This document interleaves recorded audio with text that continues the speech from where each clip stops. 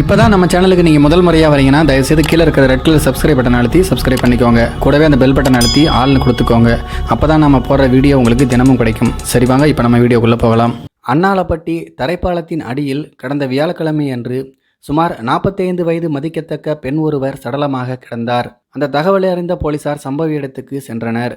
அந்த சடலத்தின் அருகே கிடந்த ஆதார் கார்டை வைத்து இறந்து போனது கிருஷ்ணகிரி மாவட்டம் ஊத்தங்கரை இந்திரா நகரை சேர்ந்த 47 வயதான லட்சுமி என்பது தெரிய வந்தது. இது குறித்து போலீசார் தீவிர விசாரணை மேற்கொண்டனர். அதில் ஊத்தங்கரையை சேர்ந்த கார்த்திகேயன் என்பவரை போலீசார் கைது செய்தனர். அந்த விசாரணையில் பல திடுக்கிடும் தகவல்கள் கிடைத்தன. லட்சுமியின் கணவர் ராஜா, இவர் ஒரு மில்லில் தொழிலாளியாக வேலை பார்த்து வந்தார். இவர் கடந்த சில ஆண்டுகளுக்கு முன்பு உடல்நலக்குறைவால் இறந்துவிட்டார். அதற்கு பிறகு லட்சுமிக்கும் அதே பகுதியை சேர்ந்த கார் டிரைவர் கார்த்திகேயன் என்பவருக்கும் இடையே கள்ளத்தொடர்பு ஏற்பட்டது. 2 பேரும் அடிக்கடி தனிமையில் சந்தித்து தங்களுடைய கள்ளக்காதலை வளர்த்து கொண்டனர். இந்த நிலைமையில்தான் லட்சுமியுடன் இருந்த நெருக்கத்தை கார்த்திகேயன் குறைத்து கொண்டதாக கூறப்படுகிறது. ஆனால் லட்சுமி அவருக்கு செக்ஸ் டார்ச்சர் கொடுத்து வந்தார். மேலும் பணம் கேட்டும் தொந்தரவு செய்து வந்ததாக கூறப்படுகிறது.